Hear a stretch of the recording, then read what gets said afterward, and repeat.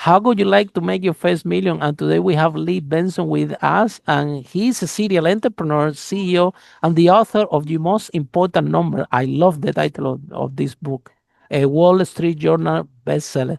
So, Lee, tell us, what are the 5 steps that you recommend entrepreneurs in order to make the first million? Welcome to Unstoppable Podcast with Harry Sardinas, inspiring conversations with influential millionaires, investors, thought leaders, entrepreneurs who are making a massive difference with their innovative products and services, and sharing the challenges and wisdom of how they sold their first million. Okay, well, Harry, thank you for having me. And I have 2 sets of answers. The first one is how did I get to the first million in sales, which took 2 years? And the second set of answers is what was going on when I made my first $1 million in profit in a year. Tell us all of them. We're looking forward to hear everything. Okay, so the first 2 years, kind of thinking back on it, the 5 things were, it was the idea, it was the business model, it was cash flow, you can't run out, it was doing less better, not trying to be everything to everyone, and then the last one was passion for creating value. And I was working 80 plus hour weeks, for years on end, some of those years. And I loved it. I was so passionate about it. I used to laugh with my team as we were building the business, and we all agreed the harder it got, the harder we laughed. And it was just a really fun journey. So those it's an amazing culture. Yeah. And it took 2 years to get to $1 million in sales. The first year. Me too. Okay. It doesn't happen overnight. Yeah. Doesn't. And that's actually kind of quick because most businesses do fail. And then I've got a second set that once we hit $1 million a year in profit, and we grew way past that. If you would like to hear that as well, Harry? Absolutely. Yeah. All right. Yeah. Okay. So the 5 things there, once we got to $1 million, and I've started 8 companies from scratch. And wow, that's very impressive. Lee, could you mind to share the industries? Yeah, the exits I've had were in aerospace. One was manufacturing and one was repair and overhaul. The first one was an 8-figure exit. The second one was a 9-figure exit. But I'm also in consulting, software development, technology, a number of different things. And I'm 2 different companies today, and I'm invested in quite a few different organizations. Wow. I just love being in the game and creating value. I can tell it. Because, it's already hard to build a business and to have one business. And you are in the serial entrepreneur, having more than one business. And, you don't really need to do that. You could be easy. Why you're not in the beach, you should be in the beach with the margarita, because this is all entrepreneurs. That's what they're thinking. Okay, when I grow my business, I'm gonna sell it for a lot of money, and that's it. I'm never gonna work again, and I'm gonna be in the beach. When the reality is, when it doesn't really work like this, because when you go to the beach after 3 days, you're bored and you want to come back to the game, right? So why are you still on the game? I am obsessed with creating value in the world. And so I am. Oh, wow. Amazing answer. I'm in the game. And for me, it's about creating holistic value and spreading that out into the world, because selfishly, it creates a better world for you and I to interact with. And I think about creating value as material value, which is money, cash flow, everybody gets that, but also emotional energy value, the scarcest commodity on the planet, in my opinion. And I call it spiritual value creation, which is a bucket for connectedness. And it's not directly religious at all. Being connected is important to everyone. And all of my businesses, we work on the money piece of it. We work on what it feels like to be in the organization. Positive emotional energy is the X factor for leaders. We work on spiritual value creation, which is all about connectedness and programs to do all of that. And that's why I believe in a really big part, this is why I've been, really successful working with so many amazing people in these different businesses. Well, Lee, a lot of people talk about how to deal with failure, but nobody talks about dealing with success. I have this personal experience with that in my first business, right? We managed to sell 5 million, but All of a sudden, my first business was so successful, and then it was making all this money, and then I sitting at home doing nothing. The leadership in my business was so good that my employees sent me home. They told me, "You don't need to come to this business anymore. We can grow Mm, it and scale it for you. You just sit at home, do something else with your life." So I got fired from my own company, became obsolete in my own company by my employees, and then I'm sitting at home with all that success, and rather than be happy, or I was feeling miserable, like what I'm doing inside this, taking all this money, I'm not doing anything. And then I spent 3 months in the dark room watching movies, movies, movies. I get out of the room and I open a restaurant in Brick Lane in London, and I lost 200,000 pounds on 2 years of my life trying to make it work. So, how you mm, deal with success? Because in this podcast, somebody shared the story that someone has a business and they were offered a good exit, and the guy turns out that no, it's too cheap, and we all knew that the way good to the company. And we find out that the guy didn't want to sell because he says someone from a poor neighborhood, a labor neighborhood, and he doesn't want to face the new that he's gonna be, because now he's gonna be a multimillionaire living in the same neighborhood. These people are not gonna talk to him anymore. He probably need to move house to a big mansion because now he have all this money, and he didn't want to change that reality. He didn't want to deal with that success. He didn't himself in a new person, and that was the main reason why he didn't want it. So when you face success, how you deal you deal with it. Do you overcome that? Or I'm watching in Netflix a documentary about Charlie Sheen, and he's sharing the same thing. He got all this money very young, and nobody told him how to deal with success, and the whole thing become a little bit crazy. So tell us a little bit more about that piece, how you yeah. deal with it. Yeah, there's a bunch to unpack there. I think a lot of folks have some interesting and often unhealthy emotional, attachments to money. Money to me is just a tool that can be used for good or the opposite of that in the world. It's up to you. I prefer everybody uses it for good. And for it came time. So you're looking at me right now. This is my 43-year overnight success story, right? So I'm Mm. kind of building this over time and made some money, more money, and then it was, $1 million a year, and then more than that, and it kept growing. So I eased into it and I earned all of it. So it made it easier to handle for sure. But what I say is I think that what's important is what it feels like to go through life. And having a bunch of money sitting in a bank account, you can be proud of that, what an accomplishment, but how is it really going to change how you feel going through life? And as soon as you have it, it's crazy how many people come for it. And Mm-hmm. and I think if you work on what it feels like to go through life, and in your situation where didn't want to sell because didn't want to be seen different in the neighborhood, I actually lean in. I've got a lot of resources. I have 2 communities of families that I lead Mm-hmm. in lower income areas of Phoenix, and these are one community has 50 families in it, so there could be 100 people in the room, all low income, and I'm every single month for 2 hours we do a deep dive discussion into something to help the family Mm-hmm. more intentionally create value. They don't Mm-hmm. see me as any different. They're like, wow, this is incredible, and they're building momentum on their own. I've had that particular community for just over a year, and it is so cool Wow, to watch the amazing. transformational changes. So did I change? I've lived in the same house for 23 years. Oh, wow, very impressive.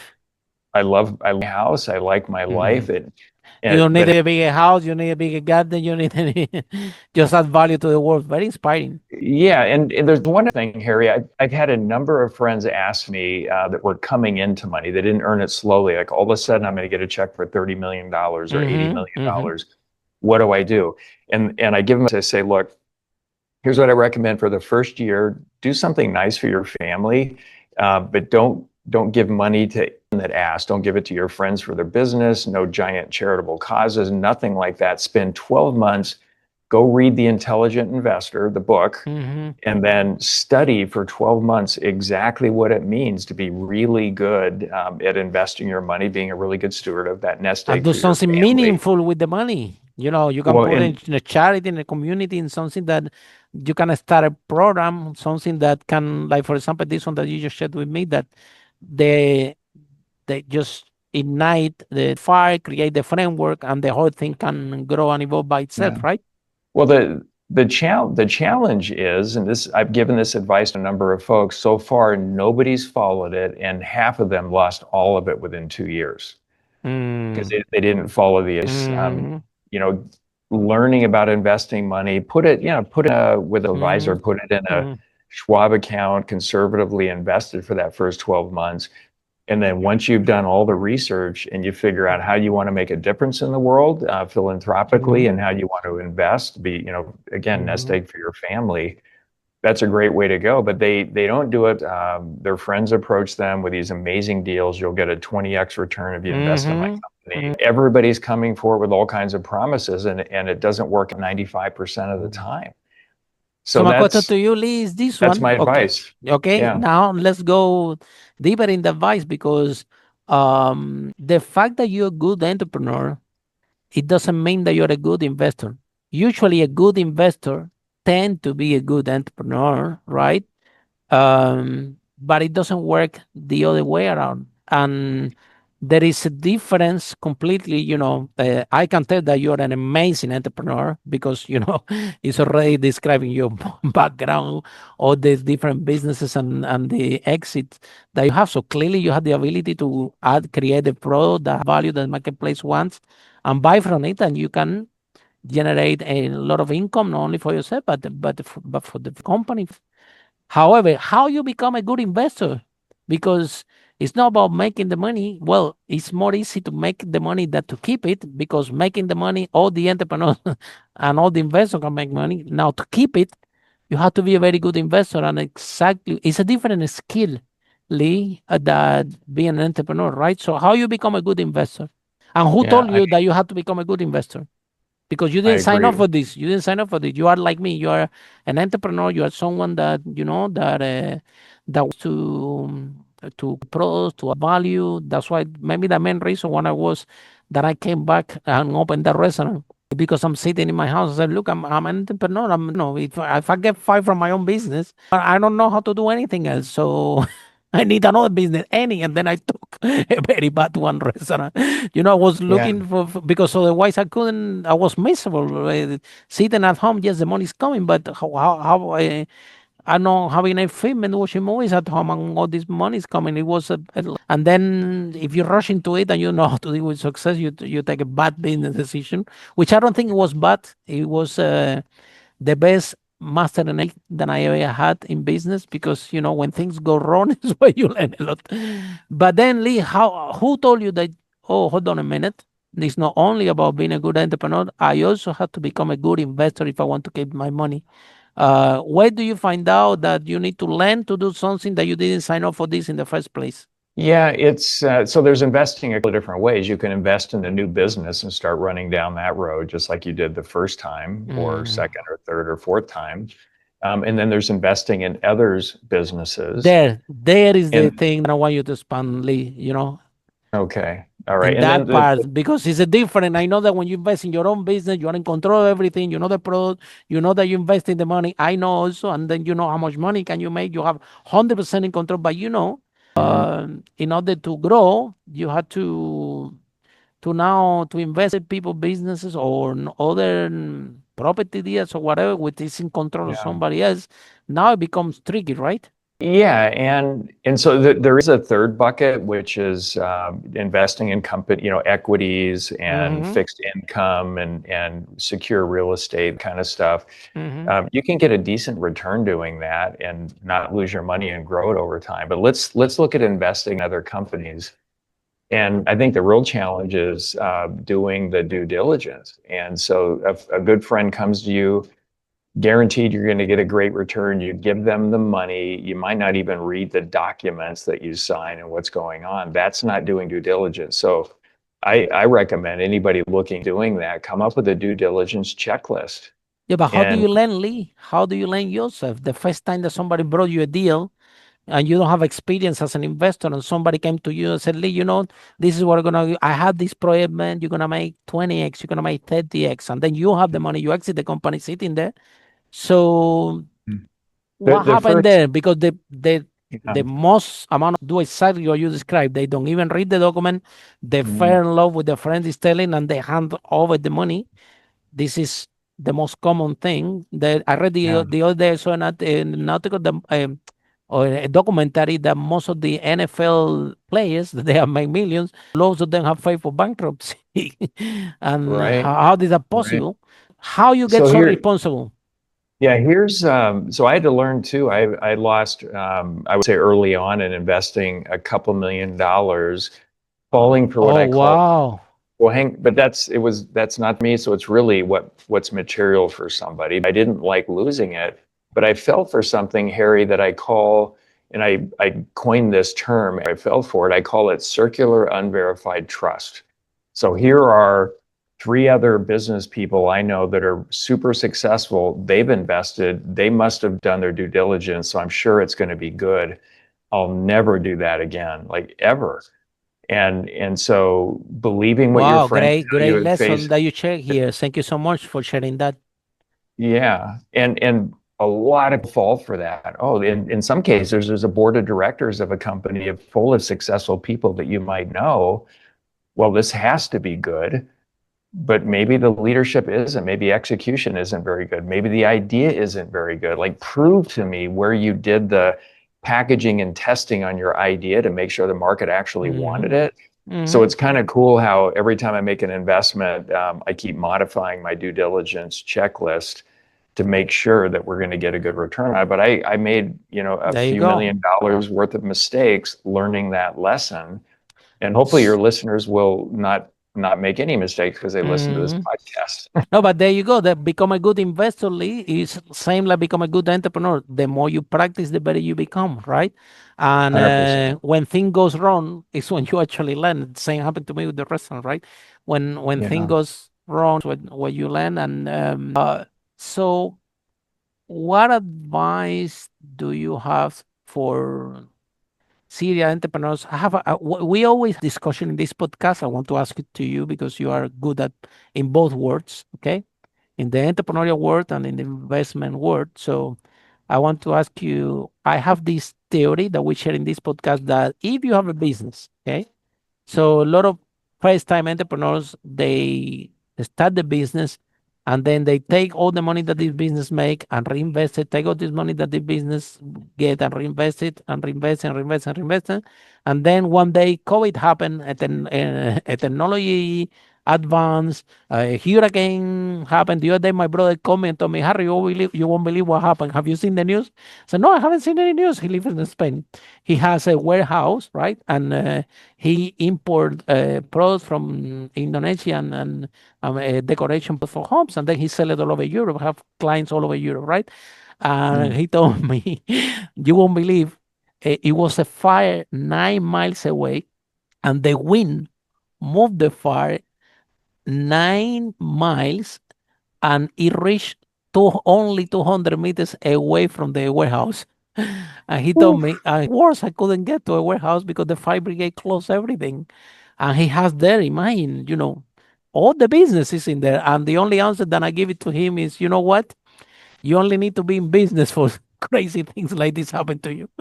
If you're not in business, you can, but being in business, anything can happen. So Lee, we are a bit kind of a theory this podcast, and you need to share your opinion that we won't be more sustainable if the entrepreneur make money in the business, take this money, let's say invest it. Let's suppose you buy a house, you rent the house, and the rent that the house is giving to you, you can use this money for marketing and reinvest in your business. And in the future, something goes wrong with the business, still you have the asset producing income. Or how will be your approach based on your own experience for first time entrepreneurs? Because it's not fair that that will work very hard in the business. Not so many people are so fortunate like you that build so many and exit so many. Some people only have the opportunity to build one and they exit it, but then they take this money and they make the wrong investment or they lose it all, or they work very hard growing the business and all of a sudden a dramatic COVID happened, something happened, they go to zero very quickly, and now they left with nothing after working so hard. So how can they mitigate the risk?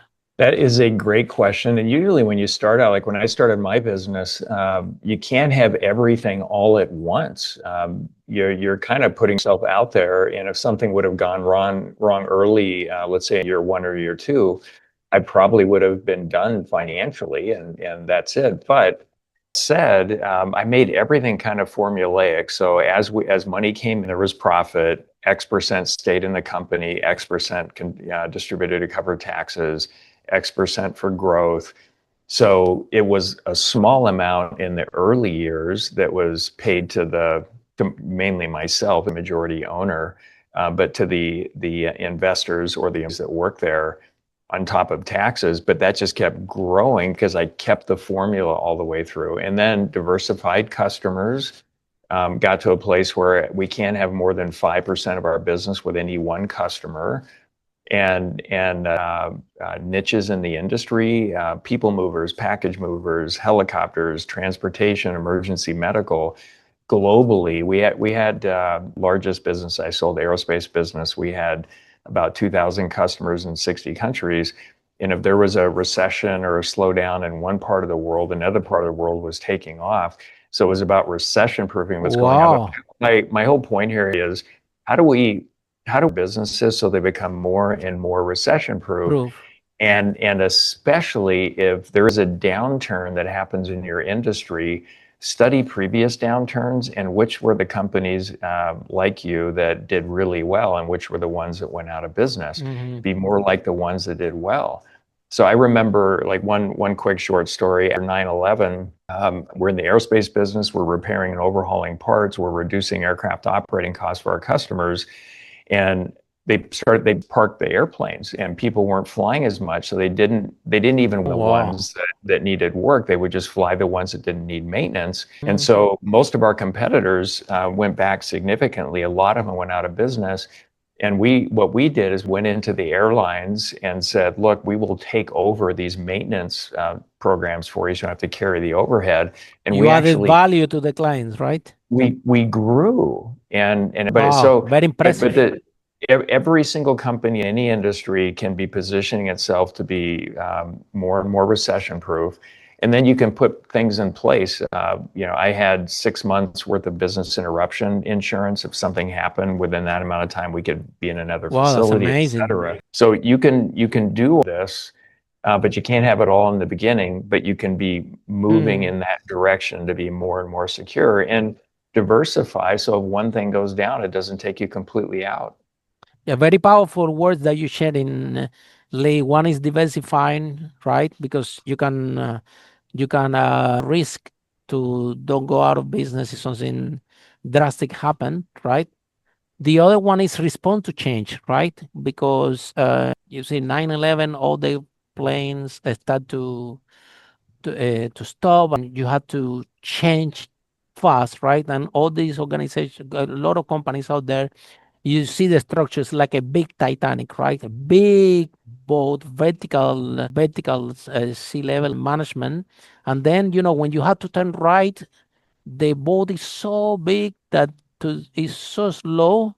Whether it seems to me that the structure that you have in your company is right than this big Titanic is like the 3,000 little boats, and then you are in the front of the first little boats, and then you have 3,000 little boats, and then you say turn right, and everybody turn right quickly and respond to change. Can you tell us more about this, about responding to fast, which is also can be the savior of companies, right? Yeah. Well, I mean, to your point, do you have a company that's just riding the wave of whatever's happening in your industry, or are you actually making things happen? And thinking about that, most companies, there are a few exceptions, but most companies are barely a grain of sand on a beach of all the business that's available. Even in aviation and what we were doing, there was over $1 trillion worth of work going on around the world between manufacturing and operating and repairing and overhauling and services. Sounds We big. were at when I sold it, we were $100 million, that particular business, $100 million business, very profitable, about 500 employees, still a grain of sand on the beach. I could see a clear Wow. path to $1 billion. Didn't even want to sell. We had a company approach us. I walked away 3 times. And then eventually they gave us 21.6x multiple of EBITDA to buy it. And then I just Wow. got to move on and do other things that I'm interested in doing. Absolutely. It's so It's an cool. offer that you can refuse. Well, and I actually think, Harry, an equally good option, if not even better, would have been keeping the business. It was going great. And because I think to that point, all of us should keep our business at a place where it's worth the most that it can be worth, because life conditions change. And when it comes time to sell, be in a position where keeping it is equally, if not a better option to selling it, whatever that is. And if you're doing all the right stuff, you get a higher multiple, find a strategic buyer, consistent growth rate, believable story about where you're going to go into the future. Like there's so much here. It'd be so fun and so cool. One of the questions that you sent me before this interview was why do 90% of startups fail? And I think it's almost across the board businesses. When the leaders are in it primarily to, I'm going to make a bunch of money and get out, they fail because they're not passionately going after creating real value in the marketplace and love doing that. Like, just love it. They just don't. And I spoke a couple of years ago at a startup conference, and there's probably 50 startup entrepreneurs in the room. And my presentation was why 90% of startups fail and why 90% don't have to. And I said it was because of the reason I just stated. And I talked to most of the folks in the room, and when I was giving the presentation, I said, most of you are asking me how to modify your pitch deck for me to give you money. There was only one person in the room that I could tell was passionate about solving a problem. Anybody's business in the room, it would be that person. And she knew who she was. She was sitting in the room. I could see the big smile on her face. And I didn't even tell her that. She just knew who she was. And then right after that, somebody asked me, what do you want to see in my pitch deck so you'll give me money? It's like, oh, you guys just Don't get it. you just Add don't get value. it. So that's why you're going to fail, likely. I hope not, but that's probably why you're going to fail. Oh yeah, this because at the end of the day is look what you did. When the bad times came, you add value, right? Fast. Yeah. Okay. What is it? The maintenance cost. We will absorb that. That's what experience as client. We take on this, and then you have to figure out how to make it cost effective. But you control your organization. You can get some, but there's no way that we're gonna lose the class, right? So sometimes, Lee, when I property company, it was actually in the recession. So sometimes when something with odds, like you said, it just sand, a little grain of sand in the whole sea. But sometimes when the market readjusts, when it comes, when something happen out there, then the only people that survive are the people that they really are doing it this because they really want to add value to the clients. They really want to. They doing it for more than the money. They believe that what they doing is something meaningful, and that's why you have challenged letting go of the company. Yeah, you wrote a book. I also wrote several books, and with the books, it's always the same thing. You don't want to let it go, yeah. And people, sometimes I'm like, this book can be better. This book can be better. And one day I had to say, you know what, it can be better, but I had to let it go. Is that process of letting? I know it's difficult, especially if you build the company, and you have all your employees and you have the team and you brought everything to perfection to work amazing, and then somebody come with an offer that you cannot refuse. Mm. So how this process of you let it go in terms of could be from your book, because your book also you wrote it, right? So how you let go the book or how you let go that company when everything Yeah. was amazing. How was this for you? Yeah. And If what do you learn about it, about yourself? Yeah, well, I think it was different for me because I had started another company. I sold two aerospace in 2016. I started another one in 2011. That was my consulting business, and hundreds of companies using our software to run their business more effectively, leadership principles. All of it's in that book, and I wrote every word in that book. I'm in the middle of writing two other books right now, writing every word, Oh, the not repeat. writing is amazing. Lee, I do you love mind to it. tell us the title of the book and where people can buy it? Yeah, the my book title is Your Important Number, and you can get it in 40,000 different channels. So Amazon, Apple, it really doesn't matter. Spent a lot of time in the book, spent a year, lots of research, going through it, my experience, but outlining why I was successful, why so many others using the mind management system are successful. And there's a lot of operating systems out there like Scaling Up, 40X, OKRs, EOS, there's a bunch of them. Most of them make process more important than what is most important. And what's most important is continually increasing the value of your business and aligning every team member to actually doing it. So everything is in there, and how I went. And about the let go process, what do you learn about letting go your business and let go your books, and Yeah. what do you learn about yourself? Yeah, so for me, it was a transition, and my purpose is creating value in the world holistically, material, emotional, and spiritual. And I went from 500 employees and lots of customers and suppliers and all that we worked with, and now I'm working with 100-fold that number of employees. So if I had a baby, it's not my business. My baby is this value creation culture and impacting people in the world. So it just grew. It was just like it was a journey. But to your point, I think there's a lot of folks that make their entire identity their business. And for me, Mm-hmm. it was for me in the world, and there's so many different ways that I can do that. And Mm-hmm. if something fails or I get injured or whatever, that doesn't change the fact that I'm still able to Mm-hmm. create value. And you brought up something earlier about when times get really industry goes down, all of it. And a lot of business leaders I know, they act like victims, like, oh, this just happened to me, I'm a victim. And so, wait a Mm-hmm. minute, how big's your industry? If it got cut in half, you could still grow 50% Mm-hmm. a year. Mm-hmm. So it's a mindset and belief that I'm just going to be subject to whatever happens in the industry. And to those folks, what I say is struggle better. Like when things aren't great, that's why they need us as leaders. And Mm-hmm. when something doesn't go great and leaders act like victims, Mm-hmm. my question there is why are you even a leader? If everything was perfect all the time, we wouldn't need leaders. And Exactly. so I think that's part of our job. But we all have limiting beliefs, and I think we keep pushing the Mm-hmm. creating value, and it modifies our limiting beliefs and takes some of the edge off of it. So, Lee, one out of five millionaires that we interview in this broadcast, they are tech entrepreneurs.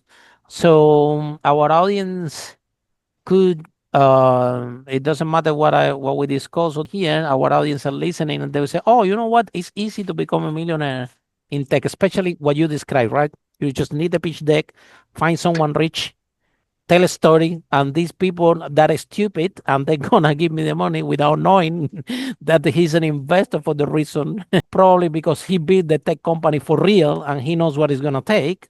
And do you think that you're gonna come with a piece of paper and a story, and if the investor don't see, and then they're complaining to me, Harry, because the investor told me, come and see me next time. What did he mean? I need the money now. And said, look, what they're telling you, yeah, you can be, you have a product, but you're not an entrepreneur yet, and they know that. No, how they know? They know because they build themselves, they have exit themselves, they build it. And the way you talking and the way that you are doing your pitch deck and whatever you is not what they want to hear, and thinking like this, you're not gonna grow the company this way because your way of thinking have to be another one. But if you have a good product and you change your way of thinking, you might be able to persuade the investor. So one, what are the good, the bad, and the ugly of tech businesses? Is it really that easy to become? I mean, we have a statistic in this podcast that we cannot deny. One out of five millionaires that we interview here, they are tech entrepreneurs, tech millionaires, right? So Yeah. we can all agree that tech is a good vehicle to become wealthy because it's based on the statistics, the podcast. But tell us a little bit more because you've been on the Yeah. space, the good, the bad, and the ugly of tech businesses? Yeah. Yeah, tech to me, it's some version of a tool to create more value at a lowering relative cost at scale. That's it. And to me, and it's across the board everywhere. And when I look at a startup, the way I think about it is you have the idea, oh, we're going to create this and the whole world's going to use it. Well, how do you know? So you've got this idea and you need to go through that. And there's 4 stages here to me. Spend a lot of time studying, focus grouping, figuring that out. And then the second stage is proving scalable traction. Will they actually buy it? I've been in rooms and have gotten hundreds of CEOs wildly excited about something and they didn't buy anything. So don't confuse enthusiasm for you have something. So Mm-hmm. you've got the idea, you've got proving scalable traction. Now, once you've proven scalable traction, now it's about packaging to scale, and that's a big deal. The infrastructure, processes, everything, structure of the business, value creation flow, everything that goes into it. And then the fourth stage is scale, and that's really hard too. And I think doing the work of, fully optimizing each of those stages is equally hard across the board. It doesn't matter. So when an investor Mm-hmm. comes in, they're looking at it. A savvy investor will know that you're in it just for the money and not creating value pretty quickly. And They they're can smell it a mile away. a mile away for why is this idea good and how do you know, which is proving scalable traction, and what are those indicators? So if I invest money and use it this way, you can't just say I'll use 8% for this and 12% for that, 36% for this in this deck with your typical hockey stick Oh graph on yeah, it yeah, yeah. that That's so everybody has. beautiful. So It's beautiful. it's crazy along those lines. But the savvy investors look in and see that you through the idea, yep, there's proof of scalable traction. You poured a little bit more fuel on some things, and it's going. So it goes this way. And what are you doing to package to be able to scale? And then all this, and so investors can get involved early in that, or midpoint along the way. Every investor is different. And then there's times where there's a ton of money out there. I don't want to call it dumb money. I mean, that's one way I just call it ignorant money. They don't know. They're not investing to lose. They just haven't thought through it yet. They're going through their struggles of becoming a good investor. And there are times where there's virtually no money out there. Everybody's tied except for the really savvy investors that are in it. I just there, but it really all comes back to: are you serious about this? And if you in your investment account for the retirement or nest egg for your family, would you put it all in this thing? Yes or no? Ooh, risky. And if the answer is no, then why are you going to be doing this? And I don't want to hear standard, well, risk, and you spread it around, like all these standard business virtue signaling It things that doesn't people really say. work. It's like, forget it. But if you find ignorant money, they'll probably invest, and if you lose their money, I hope you feel bad about it.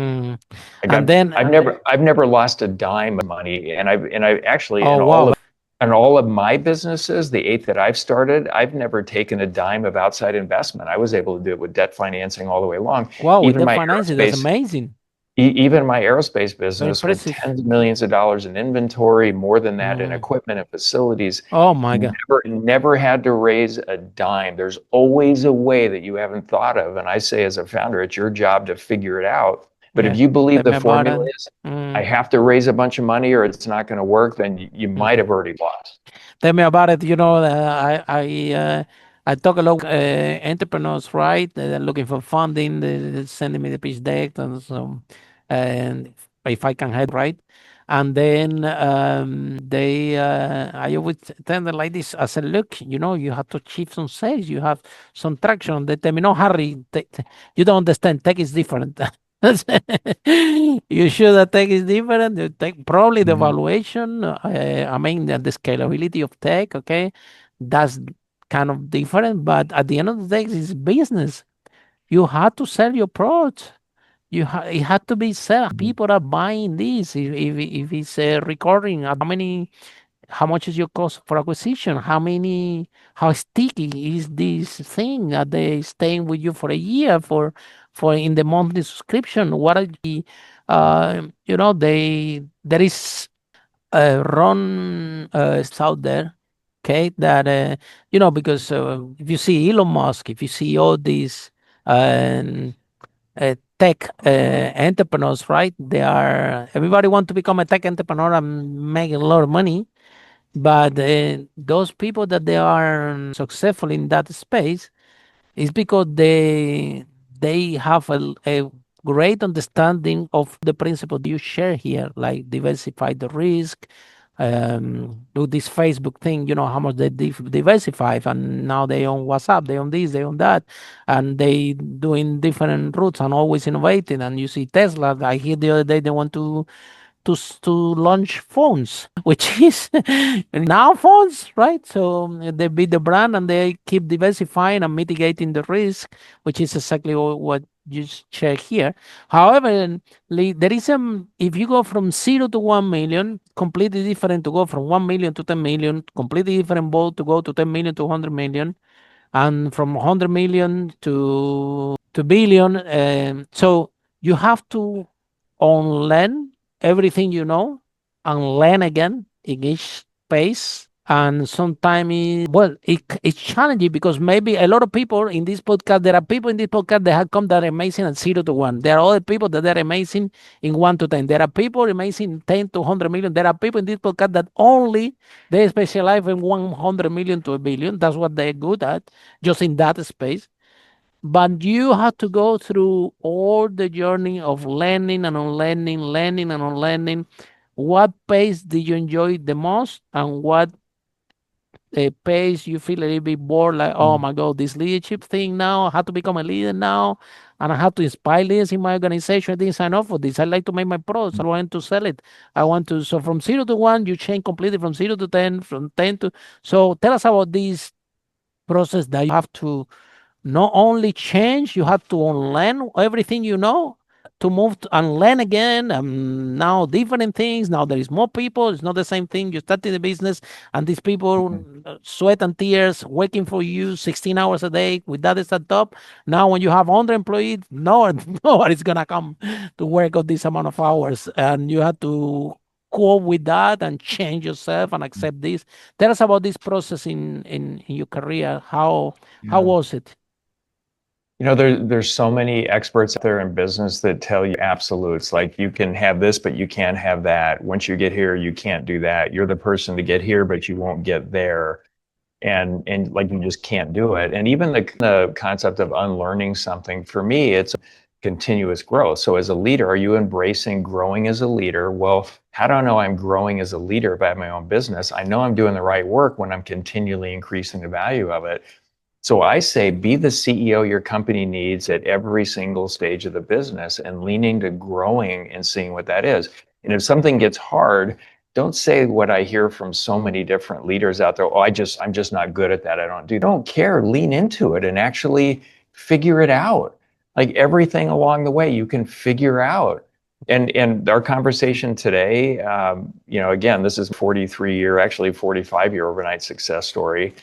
And now this stuff is like breathing for me. I don't think I'm even 10% of the way towards the leader I can be and the value that I create in the world. Oh, Like wow. it's a commitment to this continuous growth for yourself as a leader. And my definition of leadership is creating value with and through others. And within the organization, I think it's important to have a description of what it means to be a leader. And I think within any organization, a leader should get results and foster an environment where every team member is intrinsically motivated and empowered to create more value over time. And so with that mindset, with connecting culture to value creation, I was starting out with 3 of us in 93 with my first sort of real Wow. business. And that grew to 500. Every one of the 500 employees, with very few exceptions, acted like the CEO of their own role. I mean, they were Wow, that's building a amazing. business within a business. Company can respond to change really fast if the They knew structure their is like this. numbers. Very good. Yeah, so it's not an absolute, Harry, that when you get to a certain size, employees just won't lean in as much or care as much. Forget that. That's not an absolute. If you connect culture to value creation, you get this sort of entrepreneurship where people are really thinking like it's their business within a business. Does that make sense? Yeah, absolutely. 100%. Very Yeah. inspiring, actually. And then, yeah, because it's the other thing, Lee, is that when you are in business and you don't know what you're doing. Yeah, when I started my business, you make some money and you thinking the big deal, right? So I have this ego at the beginning of my company. I'm the big boss. Everybody had to do what I say. Yeah. And imagine I have 1,177 tenants. They all want to speak with me. And the thing, I taking all the decisions. They all want to speak with me. And I'm thinking to myself in the evening, these people are going to kill me. When I'm going to sleep? Mm. But after I surrendered all this and I started to with them and to develop leaders into organization. Remember, I had one of my managers, name was Eva. I said, Eva, from now on you're Harry. She's like, what? Yes, you are Harry. So what that means, everybody I talk to want to talk to Harry will talk to you and you will decide, and whatever you decide is okay. That was very hard for me to let go. I had to let go my ego. I had to let go everything, but out of survival, I had to change within myself. I didn't know any better also. And Mm. actually, this started the path where the rest of the team, they were coming to me and I said, look, if you had this problem, propose 3 solutions. We pick your favorite. Let's see. We test it. If it works, it works. If it doesn't, it doesn't. Mm-hmm. At that point, I'm thinking, either do that or I cannot sleep. And somehow, this leadership get evolved into the organization. And one day I arrived to the office and my manager Eva told me, Harry, go home. We don't need you here. I'm like, what? Who's going to buy the paper in the photocopy? And they told me, we can get our own paper in the photocopy. And the Yeah. employees went to a point that they were amazed in the way that they were doing the job, and I gave them the tools to allow them to grow, to allow them to be responsible. They were feeling their company like themselves, that belongs to them, to the point that they don't even need me to go Yeah. there. They took ownership. It wasn't the first day you feel a little bit strange, like, did I become obsolete in my own company? But it's Mm. amazing, that process when you develop leadership. So something had to change within myself, that ego thing Mm. and the big deal here, and this is not true. And Yeah. after that, proved me again wrong, because I thought it was a big deal. Then I opened the restaurant because I was bored and Yeah. didn't know how to deal with success, and then I lost 200,000 pounds. You know what I mean? So it really Yeah. enhanced more that I was not a big deal. That the more I surrendered that ego, the more I'm be with the team, the more I can ask them, how can I help you do your job better? Mm. The more the thing was working out for the company and also for me as well. So, what kind of experience do you have? Because let's face it, we all have ego, or why we won't be entrepreneur in the first place because we think that Mm. we can do better. So that ego is part of us as entrepreneur. So when do Yeah. you realize that, okay, do you know what? I need to park this thing and I have to be a leader. And a lot of people come to ask me, Harry, I need more leaders in the organization. I need more leaders in my organization. We're telling you need more leaders in your organization. You have to become a leader yourself. Leaders attract leaders. You don't become a leader yourself, no one will come to your organization. I cannot be more clear. So when do you realize all this, Lee, Mm. in your life as an entrepreneur? Yeah. Well, creating a culture, connecting everything to creating value. Nice job there. I started out Um, of survival, but then when I start working, I'm thinking, wow, this is amazing. I didn't yeah. even know possibility was Yeah. available for me if I change all this. Yeah. Thank you. So I mean, just real quick. So I came from a low income family, kicked out of the house at the beginning of my senior year in high school, fully on my own financially, no safety net, nothing. And in my first business that I don't even count as a business was I played music. So in the first half of the 1980s, Wow. I played over 1,000 shows, made most of my money doing that.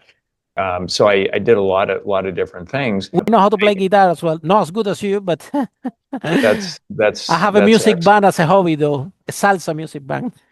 I love it. I actually have a 4,000 square foot music studio right here on my Oh, property. wow. I do live shows here. It's still a Amazing. power hobby for me. I even, with a very good friend of mine, we put a band together this year called Landed and recorded 10 songs and just Wow. love it. It's Yeah, amazing. it is amazing. Very So fulfilling. fast Yeah. forward 1993, starting to what I'm my 8 businesses I've started from scratch. My for me, it was always, this is where we're going, this is how we're going to get there, and this is what's in it for you to go there with me. Mm-hmm. And it was never, I know, like I didn't even have this I know best. It's like I said, I don't really know, I just know we can get there, and I'll figure With out the big whatever needs to be vision. Yeah, figured out exactly. along the way. And that passion accreted so many amazingly talented people to come work for me, others outside the That's the company to secret. help us on our journey. But I can't stress that enough. Where are you going? How are we going to get there? Organizing everybody in productive conversations and actions and decisions to do that. And so important. Here's what's in it for you to do it. And when I sold the company in 2016, we made 13 millionaires that weren't millionaires before, which is great. Wow, that's very Checks impressive. ranging from just over $1 million to over $30 million for each of them. Amazing. It was awesome. Awesome. And And you and that you can provide this for that's amazing. You know, they're not working for you, they're working with you. I always tell to the people working, look, you're not working for me, you're working with me.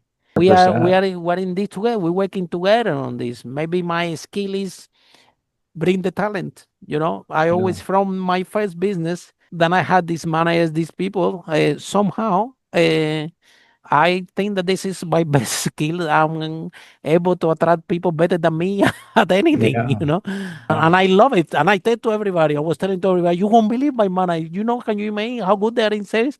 I'm actually no. I developed to attract the talent to organization, but also be proud and tell to Yeah. everybody they're amazing. These people, you know, how you doing this? There was time they're asking my employees, how you doing this? How you sell the product so easy? Teach me because when I go out to sell it myself, it's been 10 times harder. You know, and other people in different teams, I'm just impressed how they, you know, how good they are when they are in a state of mind. And last question, 1 minute, because you talk about culture. Yeah. We face a lot of problems in the big and small organization because people need an employee and everybody say, okay, this is skill sets. Okay, you know how to do the job. Come in, and nobody check if the culture of that person match the culture of the organization.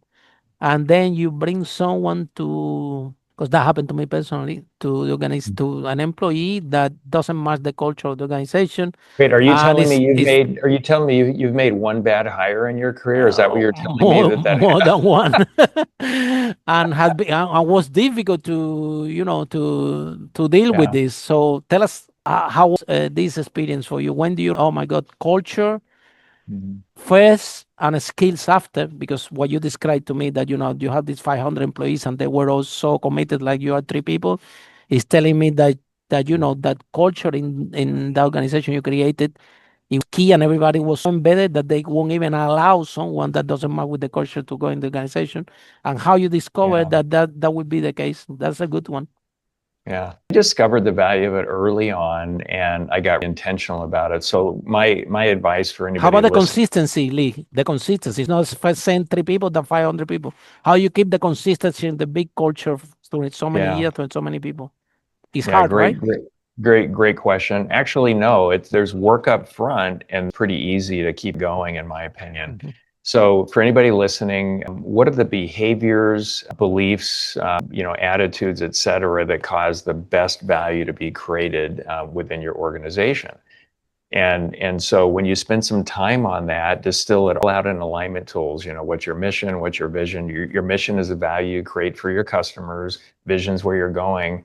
The behaviors are the behaviors that cause the most value to be created. For example, high performing employees throughout your business do what they say they will. That's integrity. They have a personal commitment to the end result. They treat company resources as their own. So you come up with this stuff. You include all employees in coming up with it, and then you interview for culture when people come in. And when you do that, you just won't have an issue. Now, occasionally people will slip through the cracks, but as soon as you see it, help them find another job and follow them for at least a year after they leave. You both made a That's an mistake. amazing tip. Interview for culture. You That's a have to. great. That's very good. So why do you think that out there is not so common this time? A Well, lot of interviews for skills. Nobody want to interview for culture, and they most that they can have is one or two questions about culture, and well, I to. Harry, I think they That's what I screw it. see out there. I don't know. I think Maybe they you see screw something up. different, but this is the standard out there, right? Do it. It's common sense to do it. It blows up every time they get it wrong. But I also think they screw up when they interview for skills. Like, oh, you have these skills, you must be able to do the job. I don't look at that at all. I look at it and I say, for every role, what are the 2 or 3 at most outcome-based responsibilities we're going to measure your performance on? You have to hit it. And if you fall below, this won't work out. Are you clear? And here's a list of capabilities that you need to have a shot at achieving those outcomes. And so I look at outcomes, capabilities. The capability list becomes their training program if you want to keep developing them. And of course, there's a list of job duties, administrative things we all have to do. But I think companies really get it wrong when it comes this whole concept of a job description. It should be outcomes, capabilities to achieve it, and duties, and be super clear and pithy about that with everybody coming on board, and do that for every role in the organization. And then what are your cultural alignment tools? You interview for both. Look, and on the capability side, if you get it wrong, the higher they are in the company, the more value destruction can happen, not creation. So look for evidence with all the team members as best you can that you're bringing on board or considering to bring on board, that they've actually done that before.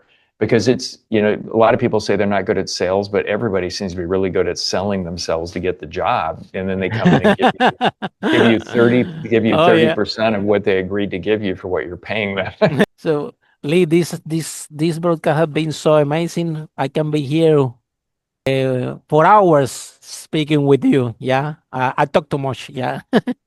Thank you so much for delivering such a priceless content to our audience. I'm so grateful that we had this conversation. I'm so also that you have been so humble to share your amazingness. And I think that not only start founders, but even the big boys, if they listen this podcast twice, they might be able to learn something, yeah, very powerful from you. So even not the little guy, even the big boys can learn from this broadcast. I'm very grateful. Thank you so much. Last message that you want to startup founders and also to the big boys out there that they think they know everything. Yeah, Harry, thanks for having me. You asked great questions, and I didn't get to 10% of my notes. So when you have time for a 5-hour discussion, let me know. We can do this again. Oh, we'll love to. And what I suggest, go to the website etw.com.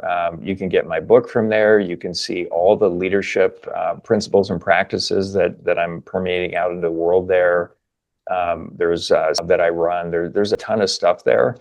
But all Can you of it, repeat the website, please? the website is etw.com. The company is Execute to Win, and etw.com is the website.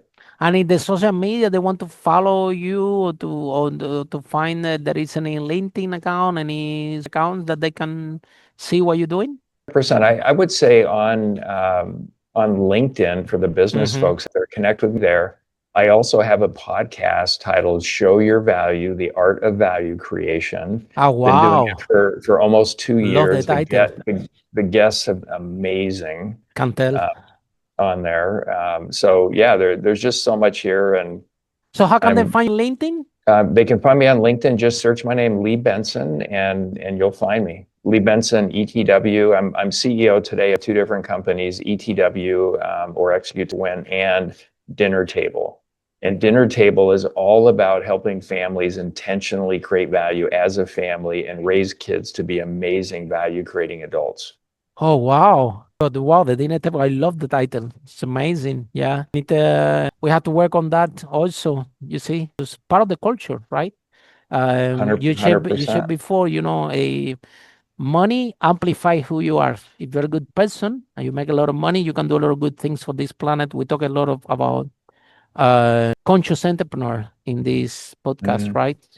You can make money and do good at the same time. And but from that we have to work on the foundation. And I think this idea that you have with the dinner table is very good for the new generations to create solid foundation. What a role model they can from you, someone that started with nothing, and look how impressive you have done for entrepreneurs, right? In the entrepreneurs world. So Yeah, thank you so much. Go ahead. Harry also, if any of the listeners want to learn about Dinner Table, just go to dinnertable.com. And I actually facilitate 2 communities virtually and a couple of them in person in Phoenix. But the virtual communities, we have parents from 60 countries around the world in it. Oh, wow.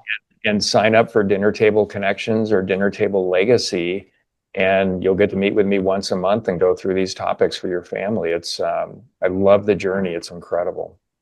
Wow. What a privilege these people will have to meet you and have so much experience landed to them. That's a great. We have to, it's entrepreneurs. We have a cycle, yeah, and sometimes we have to Yeah. turn the wheels around and start to give back and to see more about what impact can we create.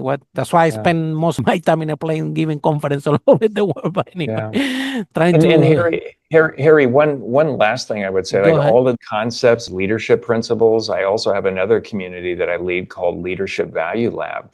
And on ETW, you can find that, sign up for that. And tomorrow actually is our monthly meeting for the Leadership Value Lab. And we're Wow.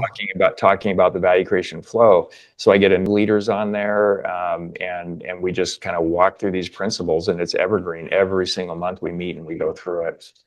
Amazing, amazing. And thank you so much also for the leadership thing. We said, all the problem that we have in this planet is just lack of leadership, right? So we need more leaders. Lack of capable and Leaders. moral leaders. They have to be capable leaders and moral leaders. We need I'm learning something today. Yeah. they have to be both, in my I opinion. had this workshop, speakers and leaders, and everybody want to be speaker and nobody want to be a leader. When they go to a workshop, want to speak in front of all other people. And so you guys want, what do you want? To be on a stage in front of 1,000 people clapping at you? That's what you want? That's why you want to become a speaker? You sure there's nothing deeper inside you want? And again, everybody want to be speaker, nobody want to be a leader. So we do exactly more capable leaders, capable and what was and morally Capable and moral leaders. And I think powerful. speakers fail for the same reason we talked about entrepreneurs failing. They want the attention, not communicating value. Whenever I speak, all I care about is communicating a lot of value to whoever's listening. That's it. I could care less about the attention. Like literally, I don't. Am I creating value? Yes or no?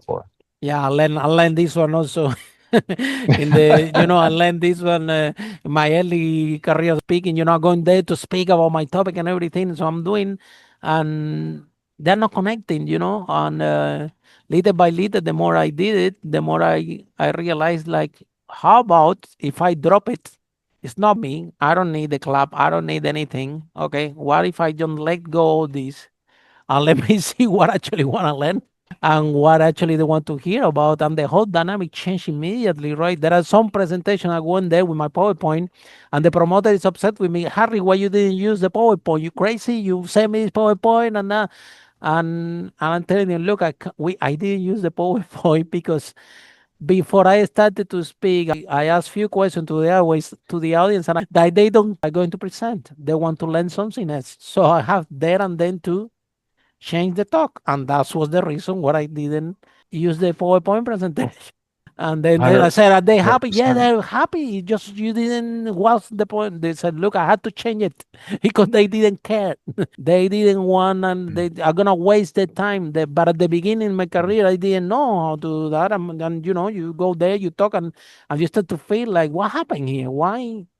So the more you start to make it more about you and be with them and actually ask them honest question and listen what the audience want to learn from you, then is what the magic happen, this speaking thing. All trial and error, yeah. Nothing happen good at the beginning, yeah.